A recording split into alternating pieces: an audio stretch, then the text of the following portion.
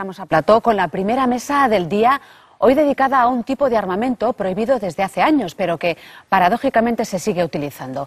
Desde que en el transcurso de la Primera Guerra Mundial el ejército alemán atacara con gas a las tropas francesas, hasta ahora el ser humano no ha dejado de utilizar armas químicas en los conflictos armados. Los tratados internacionales han restringido y prohibido su uso, pero estas convenciones no han sido respetadas por todos los países. De su uso indiscriminado y de la Organización para la Prohibición de Armas Químicas, que acaba de ser galardonada con el Premio Nobel de la Paz, hablaremos en los próximos minutos. Antes, veamos el siguiente reportaje. Hace prácticamente un siglo que el hombre, en su afán por conseguir nuevas maneras de matar, herir o incapacitar al enemigo en el transcurso de una guerra, ha incorporado a su arsenal convencional las armas químicas. En 1915, durante el transcurso de la Primera Guerra Mundial, el ejército alemán ataca con gas a las tropas francesas en Ypres, Bélgica. Es la primera vez que se produce un ataque químico en un conflicto. 1920-1926. Para detener la revolución comandada por Abdelkrim en el norte de Marruecos, el ejército español recurre al gas mostaza para bombardear las poblaciones bereberes. 1935-1936. Durante la guerra entre Italia y Abisinia, el ejército de Benito Mussolini utiliza diversas armas químicas, entre ellas el gas mostaza, para poder llevar a cabo la invasión del país africano. 1937-1945. Tras invadir China, el ejército de Japón recurre en repetidas ocasiones a las armas químicas en sus enfrentamientos con los soldados chinos. El gas mostaza, el cianuro o el fosgeno serán lanzados también contra la población civil. 1961-1973. Durante la guerra de Vietnam, Estados Unidos arrasa los campos de cultivo y las selvas vietnamitas con herbicidas, gases lacrimógenos, napalm o gas naranja, con trágicas consecuencias para la población de Vietnam del Norte. 1980-1988.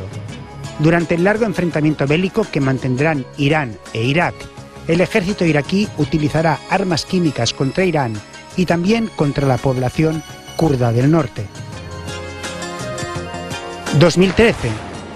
Tras más de 2 años de lucha, la guerra civil en Siria causa ya más de 120.000 muertos. Los inspectores de la ONU confirman que se han utilizado armas químicas en la matanza de al menos 1.400 personas en los barrios periféricos de Damasco. De todo ello vamos a hablar con nuestros invitados. Empezamos con las presentaciones. Tenemos con nosotros a Miguel Ángel Sierra, director del Grupo de Química Bioorganometálica de la Universidad Complutense de Madrid y ha sido miembro del Consejo Científico de la Organización para la Prohibición de Armas Químicas y colabora con el Laboratorio de Verificación de esta organización. ¿Qué tal? Bienvenido al programa, Miguel Ángel. Gracias. Saludamos también a Jordi Armadans, es politólogo, periodista, director de Fundipau. Fundipau es una ONG que lleva 30 años trabajando por la cultura de la paz y en ese sentido Jordi Armadans ha participado en diversas campañas internacionales para la prohibición de las bombas de dispersión o también la regulación del comercio de armas. ¿Qué tal, Jordi? Bienvenido. Gracias. Miguel Ángel, antes de empezar, lo decíamos en la presentación, la Organización para la Prohibición de Armas Químicas ha sido distinguida este año nada más y nada menos que con el Premio Nobel de la Paz. Explíquenos un poco cuál es la misión de esta organización y su colaboración en particular. Pues la misión de la Organización para la Prohibición de las Armas Químicas es muy simple, es destruir todas las armas químicas que hay en el mundo y evitar que se produzcan nuevas armas químicas. Es así de simple. ¿Y se puede destruir y se puede evitar la construcción tanto una cosa como la otra? Sí, se puede. Se puede porque la organización está formada prácticamente por todos los países del mundo, excepto ahora mismo 5 de ellos, y hasta este momento se ha conseguido destruir como entre un 80 y un 90% del armamento químico que existe en el mundo. Además, no solamente se destruyen las armas, sino que los trabajos de verificación, es decir, de supervisión, evitan en todos los casos que se cree nuevo armamento químico. Entonces yo pienso que sí que se puede hacer. Es una cuestión de unos años, pero se puede hacer. ¿Hasta qué punto es difícil la construcción de ese armamento o es fácil su tráfico? Digo porque como director de química bioorganometálica intervienen muchos ingredientes. Sí, realmente cualquier país que sea capaz de hacer insecticidas es capaz de hacer armas químicas. Es así de simple, porque la tecnología es la misma. En cuanto a su tráfico, bueno, el tráfico por supuesto está regulado precisamente por la OPAC, pero bueno, existen un montón de armas que no están controladas y que por consiguiente pues, se pueden cambiar de manos de forma ilegal. Ese quizá también es, podríamos decir, el talón de Aquiles de las armas químicas para nuestra sociedad, ¿no? Que sean tan fáciles de elaborar y de... Bueno, la verdad es que sí que es evidente que, por ejemplo, cuando estamos hablando de inspecciones sobre armas nucleares, las instalaciones que son necesarias para ello, la tecnología, digamos que es mucho más fácil de percibir y de constatar, ¿no? En cambio, obviamente, con las armas químicas, digamos que puede haber situaciones en las cuales sea muy difícil de verificar. Pero en cualquier caso, como decía el señor Sierra, pienso que la OPAC ha conseguido en un tiempo relativamente pequeño, lo que sería en términos de tratados internacionales, pues llegar a buen puerto sus objetivos, ¿no? Y en ese sentido podemos hablar de que realmente buena parte del trabajo que estaba previsto se ha conseguido realizar, ¿no? Hemos visto en el reportaje diferentes etapas de la historia en las que se ha estado utilizando armas químicas, ¿no? Vamos con un ejemplo práctico. Hasta ahora el gobierno sirio de Bashar al-Assad ha aceptado la destrucción de su arsenal de armas químicas. Hasta aquí un primer punto. Pero eso va a obligar a los inspectores a pasar mucho tiempo en un país que está inmerso en plena guerra civil y además va a costar mucho dinero, ¿no? ¿Cómo se articula todo eso y quién lo paga? Bueno, vamos a ver, son tres cosas diferentes. Primero, ¿cuánto va a costar? Lo que se estima son unos 1.000 millones de dólares para destruir todo el arsenal químico sirio. No solamente eso, yo creo que se quedan muy cortos. Van a ser de 3 y 4.000 millones de dólares. ¿Tan caro es? Es muy caro. Es decir, una tonelada, el término comparativo es una tonelada, $1 millón. 1.000 toneladas son 1.000 millones de dólares. Esas son las estimaciones que han hecho Estados Unidos, Rusia y la OPAC. Y yo sigo pensando que se quedan cortos. Luego, el problema de los inspectores. El problema de los inspectores es que una vez que el tratado se ha firmado, los inspectores deben supervisar dónde están las armas químicas y asegurarse de que se destruyen. Pero la destrucción de las armas químicas no depende de los inspectores de la OPAC, depende del país que las tiene. En este caso, con la ayuda de Estados Unidos y de Rusia. Entonces estarán yendo y viniendo. Y Siria tiene una problemática añadida, y es que, claro, está en guerra. Y si está en guerra, pues a veces es muy difícil acceder a unos sitios y, sobre todo, tiene riesgo para las personas que acceden a esos sitios.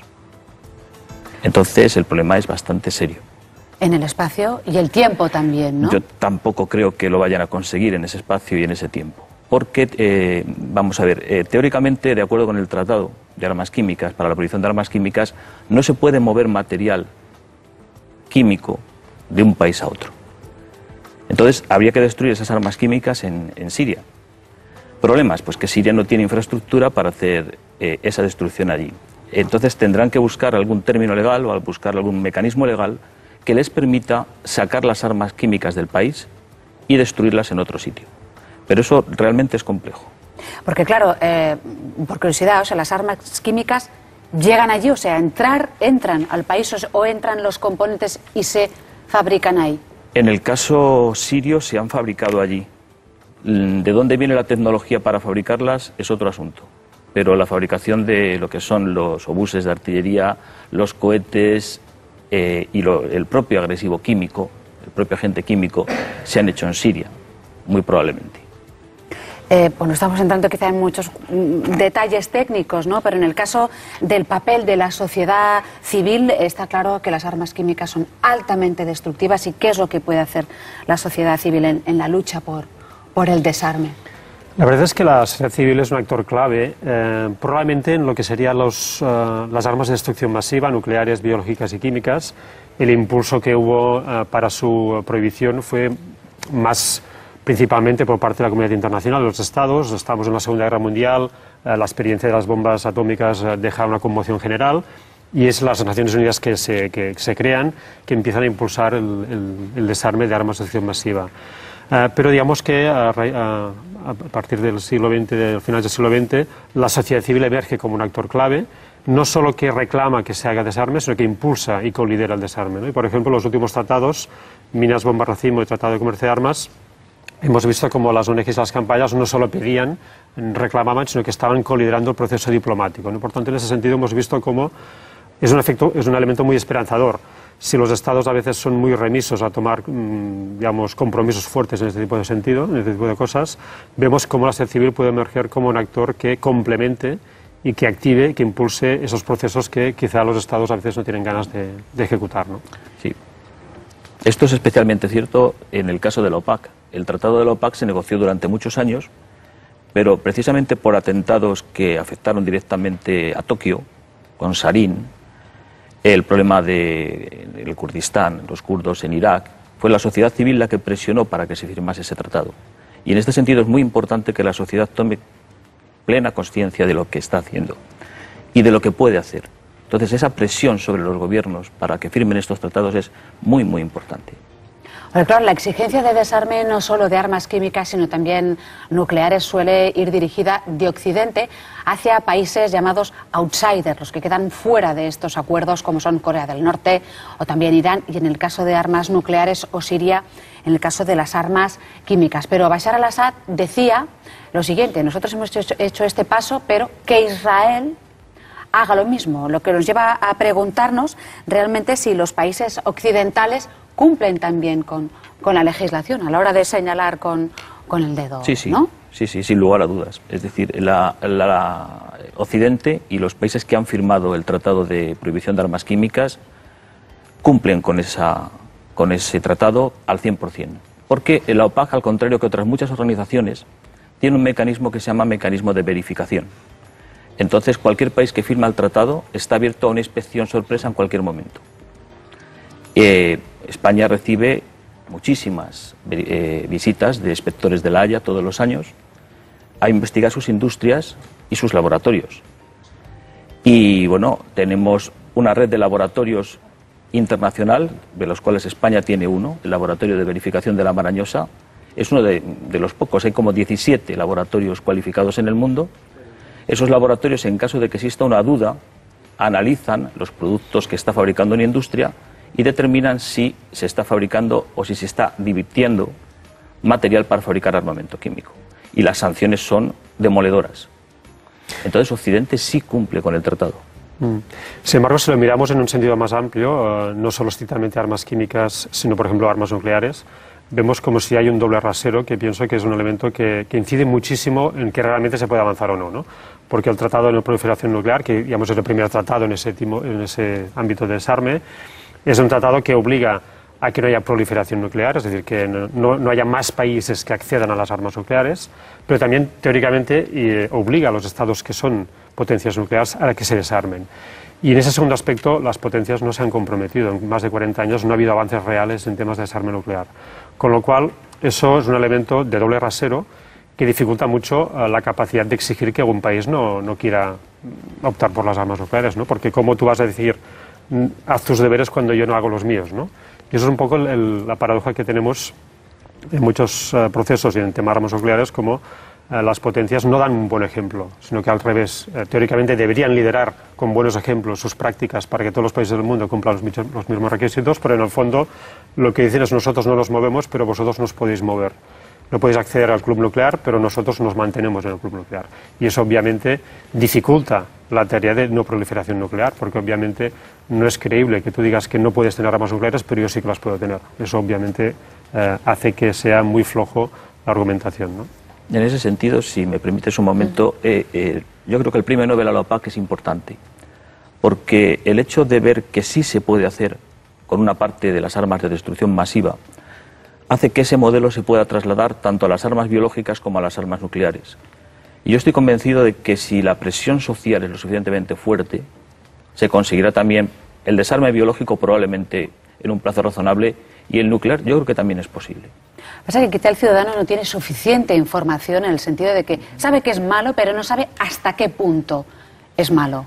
¿no? ¿Cómo se podría presionar más? No, incluso de las ramificaciones, porque una cosa es las decisiones de los estados, ¿no? Que si deciden tener ese tipo de armas o no, si apoyan los tratados bien o no, pero luego también tenemos todo el mecanismo financiero que participa de todo eso, ¿no? Es decir, que no puede pensar que es muy pacifista, pero tiene el dinero en un banco que está invirtiendo en empresas que fabrican o desarrollan determinado tipo de armas, ¿no? Con lo cual, todo ese complejo sistema hay que irlo desmenuzando para ver realmente las implicaciones y que a nivel político, económico y ciudadano, pues la opción por el desarme sea completa, sea coherente y sea ambiciosa. Porque antes Miguel Ángel decía que es muy caro y que será todavía más caro este proceso de desarme de armas químicas en Siria, ¿no? Pero eso significa también que tiene que ser lucrativo para alguien, ¿no? En realidad la destrucción de armas químicas es lucrativo para las industrias que lo están haciendo, pero nada más. Es un compromiso que los países que firman el tratado adquieren con la organización. Es un gasto que tienen que hacer los estados, es decir, no son organizaciones no gubernamentales. ¿Qué tan lucrativo es? Pues bueno, evidentemente si alguien monta una industria para desmantelar o para destruir armamento químico, lo hace siempre por un beneficio, pero yo creo que los márgenes de beneficio son pequeños comparado con el resultado final, que es la destrucción del armamento químico. No es lo mismo fabricar. Si es fabricar es diferente. Destruir, digamos que es una apuesta a un corto o medio plazo y que no está hecha por beneficios, sino que está hecha para conseguir el desarme. Entonces, no podemos hablar de beneficios. Yo hablaría más bien de beneficios sociales, en este caso. Claro, mundiales, podríamos decir, ¿no? ¿Cuánto puede costar, por ejemplo, destruir una, no sé, estamos diciendo sin saber de qué estamos hablando, una tonelada de gasarín? Quizá es una monstruosidad, pero pues, ¿cuánto podría costar? Vamos a ver, aproximadamente el cálculo es una tonelada, $1 millón. Aproximadamente. Quizás lo que... como... supuesto que ya tienes toda la infraestructura, es una tonelada, $1 millón. Ni más ni menos. Desde que en 1997 se creó la Convención contra las Armas Químicas, ¿sabemos qué cantidad de armas químicas se ha destruido? Sí. ¿Se puede saber? Sí, porque los países que han firmado el tratado y que están implicados en su destrucción, anualmente tienen que decir cuánto armamento han destruido. Entonces, Estados Unidos está en el 92% aproximadamente, Rusia está en el 78%, queda Libia, que está en el entre el 60 y el 70%, Siria está empezando ahora, y esa es la situación en la que estamos en este momento. El resto de los estados ya lo han destruido. Menudo ranking, ¿no, Jordi? Sí, pero es lo que decíamos antes, que realmente, comparado con otros procesos diplomáticos, podemos decir que el de armas químicas ha tenido un efecto positivo y efectivo en la realidad, y de lo que se trata es que realmente consigamos que los estados sean responsables en su actuación en general en esos temas y que las cuestiones del militarismo y armamentismo sean conscientes de los impactos humanitarios que eso supone, ¿no? Porque finalmente cuando hablamos de armas, finalmente hablamos de la pérdida de vidas humanas, ¿no? Y por lo tanto, la responsabilidad que tenemos que exigir a los estados que protejan esas vidas humanas, no que las pongan en riesgo. Hace relativamente poco tiempo, el pasado 21 de agosto, murieron 1.400 personas en Siria como consecuencia de un ataque con gas sarín. Es una cifra terrible, que dudo cabe, pero que está muy por debajo de las muertes que ha provocado ese mismo conflicto con armas convencionales. Resulta cuanto menos paradójico, ¿no? Sí, digamos. ¿Y por qué de repente ese ataque? Digamos que es cierto que un ataque con armas químicas o con armas de destrucción masiva debe preocuparnos, porque es una frontera que teóricamente no se debería cruzar y, por lo tanto, para evitar que eso sea copiado, digamos, hay que decir claramente que eso no es posible. Aunque, obviamente, en el conflicto de Siria, yo pienso que en general tenemos que admitir que hemos fracasado colectivamente, ¿no? Porque llevamos 2 años y medio de un conflicto sangrante, ha habido más de 100.000 muertos y no ha habido reacción real, ni política ni diplomática, a ese conflicto, ¿no? Con lo cual, asistir a 3 semanas de debate político, mediático internacional sobre qué se hacía a partir de ese ataque puntual, pero no haber hecho esto con un conflicto de 2 años y medio, que hay millones de desplazados y refugiados, etcétera, etcétera, realmente es doloroso e hiriente para la gente que ha sufrido ese conflicto, ¿no? Y en ese sentido, digamos, por rigor humanitario y por compromiso en los derechos humanos, la comunidad internacional debería reaccionar de forma efectiva y clara para evitar esos desastres humanitarios y estos conflictos armados. Como decíamos antes, en la Organización para la Prohibición de Armas Químicas, el hecho de recibir el Premio Nobel de la Paz es un mensaje para ese ataque tan espeluznante? Hemos podido ver imágenes que ocurrió el pasado 21 de agosto en Siria. Yo creo que en parte sí. Es decir, en parte el premio Nobel se le ha dado a la OPAC a causa de lo que ocurrió en Siria. Y volviendo al tema anterior, es que las armas químicas, un muerto es un muerto, venga de donde venga, pero las armas químicas provocan un especial espanto en la persona, porque es terrible ver una ciudad sin tocar, llena de muertos. Entonces eso te lleva, algo que llevamos dentro, es una repulsa. Y efectivamente sí, esto yo creo que en parte ha sido una de las razones por las cuales a la OPAC se le ha dado el premio Nobel este año, no se lo esperaba nadie. Y creo que es realmente importante porque la OPAC es una organización que siempre ha trabajado en la sombra. Y ahora ya no, ahora ya está en todos los medios de comunicación, la gente sabe lo que es la OPAC. Y puede servir, lo he dicho antes y lo vuelvo a repetir ahora, puede servir de modelo para que las otras armas de destrucción masiva, las nucleares y las biológicas, siguiendo este mismo modelo, se consigan destruir también. Concienciar a la sociedad para conseguir este objetivo final. Miguel Ángel, personalmente cuando se enteró de este ataque, cuando vio el alcance que tenía ese ataque, ¿qué pensó, ¿no? ¿Cuál es lo primero que viene a la cabeza? Pues ¿no? que no era posible. Es decir, hace años que pensábamos que esto no iba a ser posible. Estábamos muy preocupados por el terrorismo químico, todo el mundo hablaba de terrorismo químico, pero volver a enfrentarse, aunque no sea una guerra convencional, es una guerra civil, a un ataque químico de nuevo, es algo que ninguno nos esperábamos y desde luego nos horrorizó a todos. Por supuesto dentro del contexto de una guerra que es una guerra civil y es terrible también. Lo que sucedió en Siria realmente, quizá por uno se vuelve incrédulo, ¿no? Pensando de qué es capaz un país cuando está en guerra, ¿no? Pero lo que sucedió en Siria es el último ejemplo realmente de que se confirma que a pesar de se sigue buscando esa escalada cada vez más para recrudecer el conflicto. Bueno, digamos que el conflicto de Siria asistimos a casi a 3 conflictos en uno, ¿no? Hay un conflicto de lo que sería pues una revuelta popular contra una dictadura. Eso es el inicio. Luego ha habido pues un conflicto de guerra civil entre lo que serían grupos religiosos y grupos étnicos y además hay actores externos actuando en el terreno, con lo cual todas esas 3 dimensiones de conflicto hacen que sea una escalada que realmente es espeluznante y como no actuemos al final va a ser cada vez más imposible de actuar, ¿no? Bueno, pues con esa idea, con ese mensaje nos quedamos. Muchísimas gracias tanto a Miguel Ángel Sierra como a Jordi Armadans por la información que nos han traído aquí para todos lados.